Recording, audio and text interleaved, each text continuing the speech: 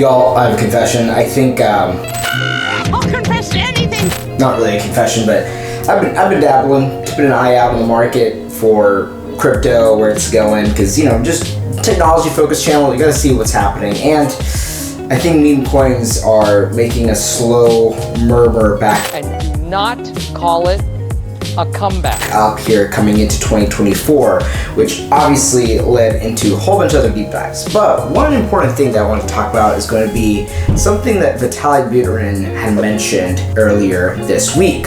Welcome to the channel, and today we're going to look into the world of tech philosophies, particularly what Vitalik Buterin has labeled something as defensive accelerationism. It's a very long word, but it's a Huge. in contrast with effective accelerationism, which is also a very long word. And whether you're a tech enthusiast or a blockchain beginner, this topic offers valuable insights into the future of technology and crypto. And if you don't know who Vitalik Buterin is, he's known as the co-founder of Ethereum and has responded to significant ideological split in the tech community. This rift involves effective altruism and a faction known as Effective Accelerationism, or shorthanded for E/ACC. Let's learn a little bit about Effective Accelerationism. So, Effective Accelerationism champions a bold, unregulated approach to technological progress. This philosophy is essentially rooted in free market What? Free market. principles, and it suggests that the fastest path to human advancement is through unbridled technological innovation. And the people who are proponents of this essentially believe in minimizing government intervention and letting the market forces shape the tech landscape. Think of it kind of like the wild, wild west of technology. Wait. However, the ideology has sparked some concerns, and rightfully so. See, critics argue that such an unfettered approach could lead to the concentration of power in the hands of a few tech giants, Oh, this power. creating monopolies, especially in crucial areas like artificial intelligence. See, this raises alarms about the ethical implications and societal impact of letting a handful of companies control future technologies. Now, on the other end of this, you have defensive accelerationism, and which this is essentially proposed by Vitalik Buterin, which offers a thoughtful alternative. See, this concept is built on the pillars of decentralization, Completely decentralized, private, instant payment. democratic governance, and of course, ethical progress. The shorthand for this is D/ACC. This whole mindset is stressing the importance of developing technology in a way that's protective, defensive, and inclusive, and ensures widespread benefits.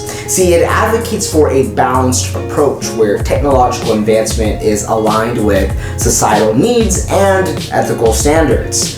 Central to this philosophy is the idea of empowering communities and individuals rather than central authorities or corporations. See, in decision-making processes about tech development, DACC envisions a future where technology serves the greater good, bolstered by strong principles of privacy, security, and autonomy. Things are essentially pivotal and core tenets of decentralization. See, the approach now to technological advancement for EACC, or advocates for rapid These changes happen so fast.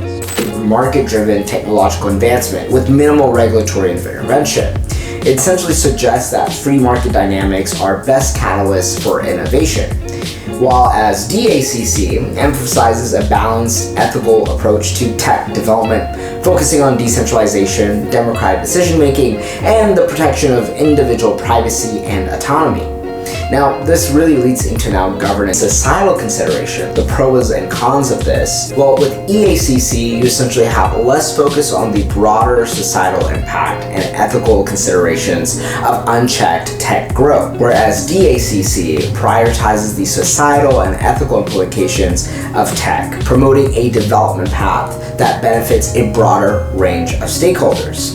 Now that you know a little bit of the differences between the two regarding different types of philosophical scopes, let's look into some similarities, because despite their differences, both ideologies share a common ground in a few aspects. Well, first off is optimism towards technological progress. Both EACC and DACC are fundamentally optimistic about the role of technology in advancing human society. They see technological innovation as, and thus humanity is 1,000 years more advanced, a key driver of future progress. But when it comes to the recognition of technology's power, each of them also acknowledge the immense potential and transformative power of technology. Now, albeit with a different approach to harnessing and guiding this power. Now, when it comes to the future-oriented vision, both of them are forward-thinking, considering the long-term implications and possibilities of technological advancement. So now that you have an idea